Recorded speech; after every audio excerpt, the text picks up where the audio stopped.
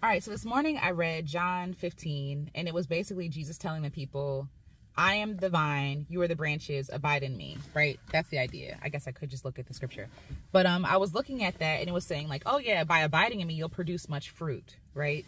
And fruit doesn't necessarily just mean like, oh, you know, you'll start movements and organizations and all this other stuff. It's like, no, like in our daily lives, the fruit shows what we're connected to. Our fruit shows what we're connected to. And yes, so if I'm abiding in God, if I'm abiding in God, I do produce fruit, but it's not on me to produce everything because I'm just a conduit, right? Like I'm not the source of everything. I'm just availing myself as a branch to share what is already the truth.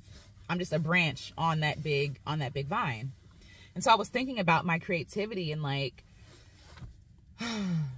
I want to produce much fruit. I want to be prolific. I want to create music, writings. I want to put on seminars and, you know, retreats and all these different things, right? But for one human being, it feels overwhelming. All the visions I have are for good. I think they're for good. But like trying to do it all is overwhelming. But I understand now that like abiding in God, abiding in the vine, by being a branch, all I have to do is be. All I have to do is rest, right? God does the pruning. God does the cleaning, right? God does the thing. And so if I just avail myself to be a conduit instead of being the person to make it happen, instead of being the source, because I'm not the source, God is the source, then it's heavy, it's light, it's easy.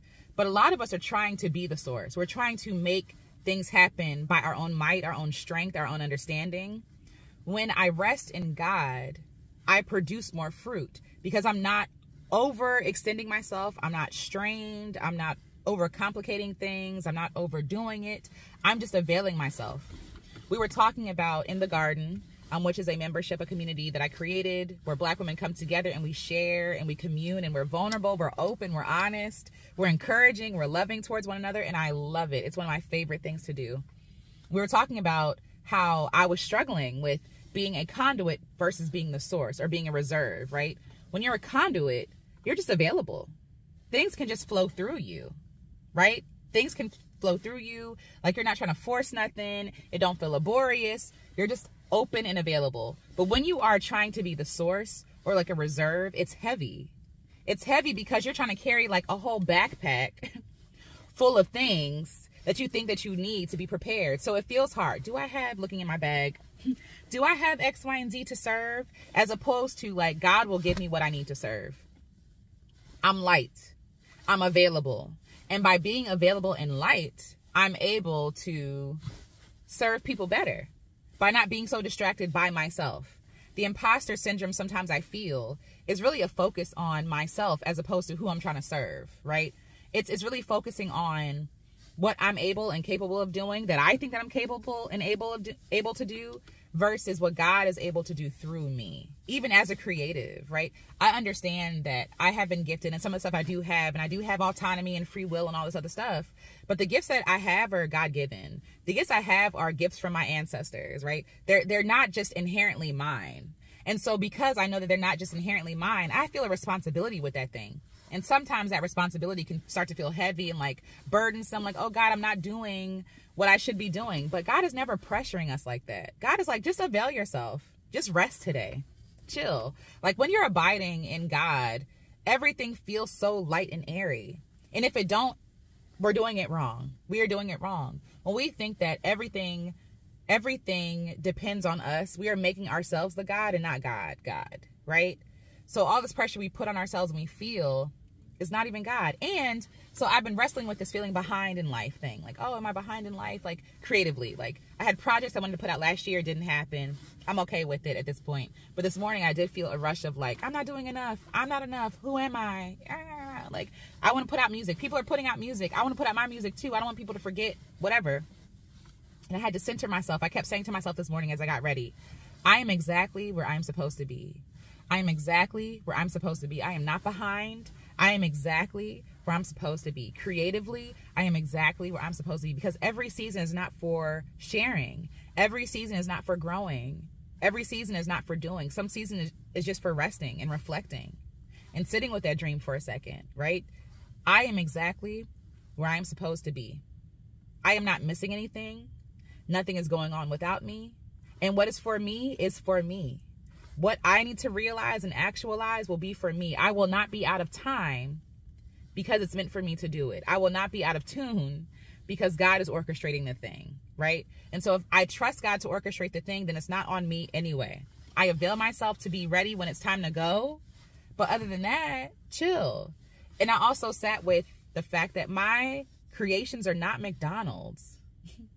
My creations are not McDonald's. My stuff is not fast food.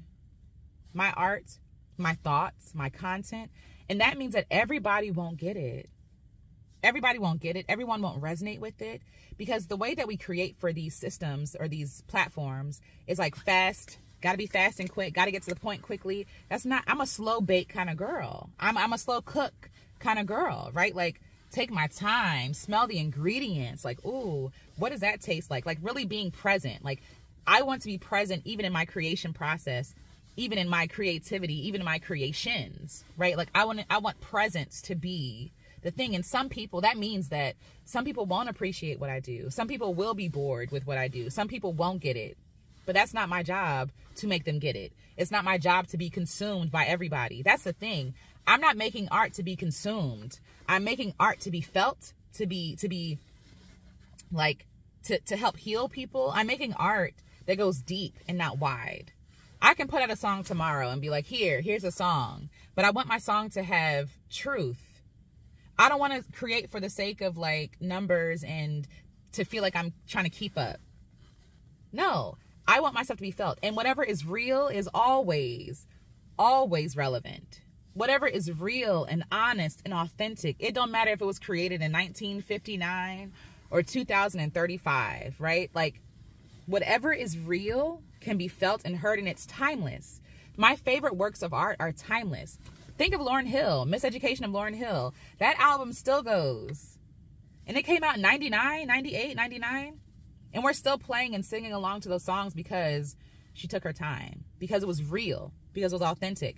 I think of Solange's music in the same way. She takes her time to make music, and everybody don't get it.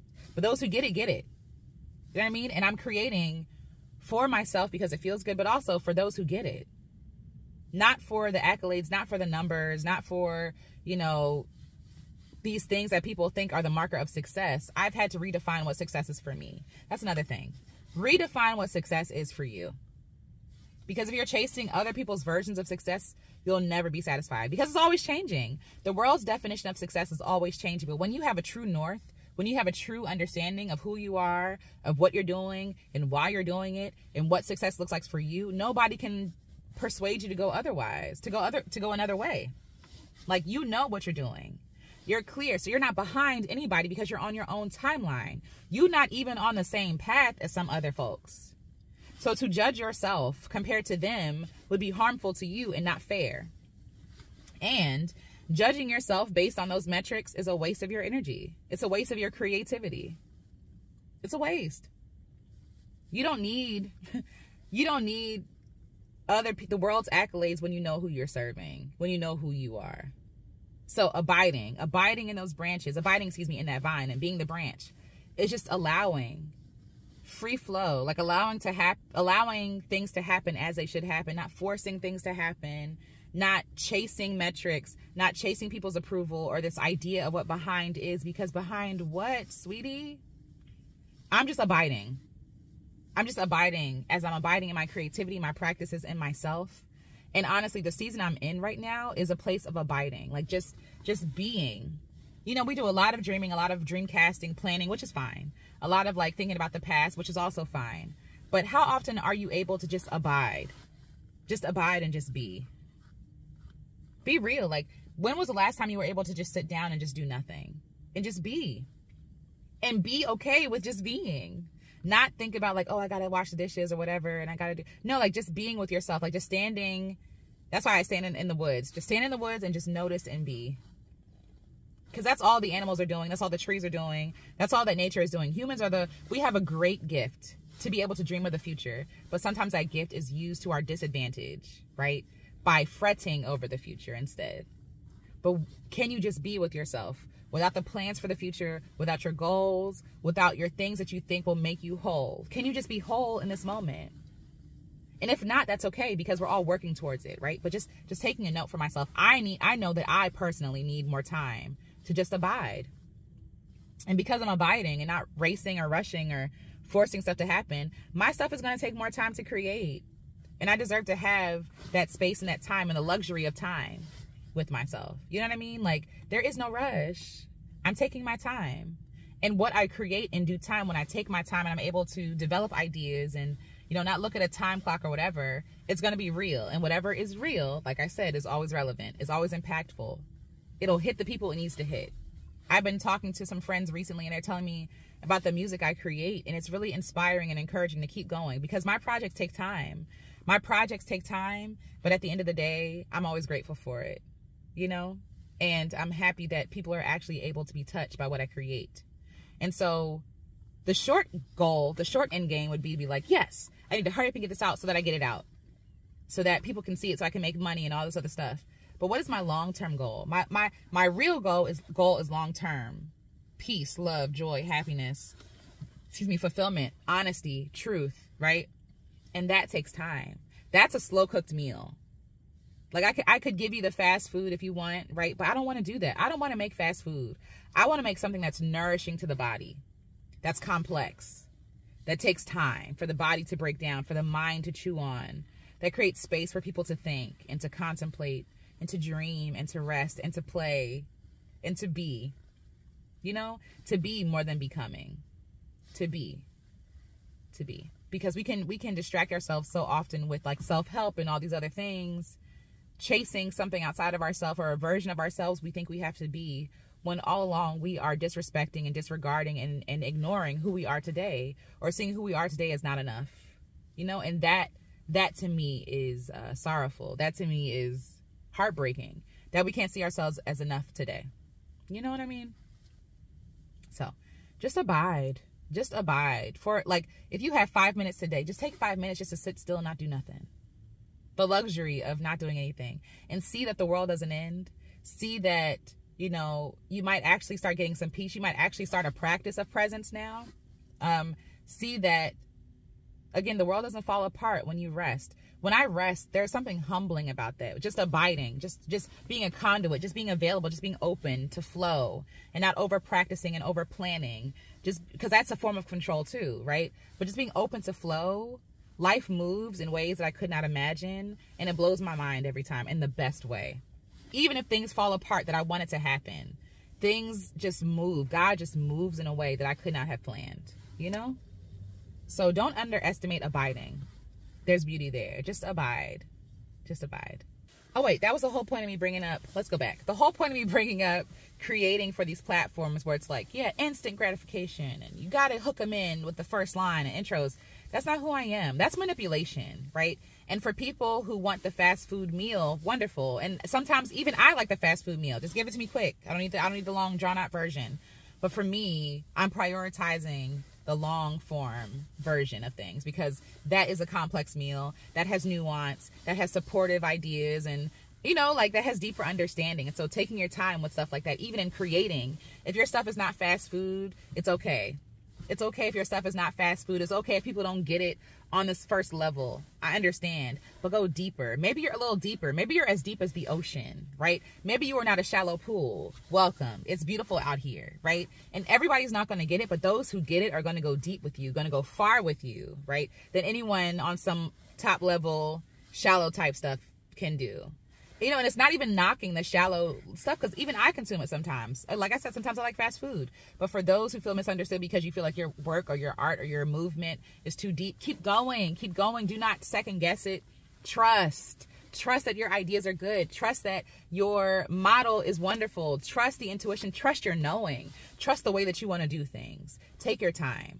You feel me? You are a full course meal. You're going to take some time. Okay, you're going to have the appetizers, and there's going to be space in between. You're going to have the drinks and the conversations, right? Like when you have a full course meal with a friend, you might be there for hours. But if you're in a drive-thru or fast food, you're going to be there for 5 minutes. You want the hour-long conversation. You want the good stuff, the juicy stuff. You know what I mean? Everything is not fast food, and that's beautiful. And those who can appreciate different flavors and colors and textures and stuff like that might be the people who's going to get your stuff. It's okay. It's okay. Take your time. All right, for real this time. Bye.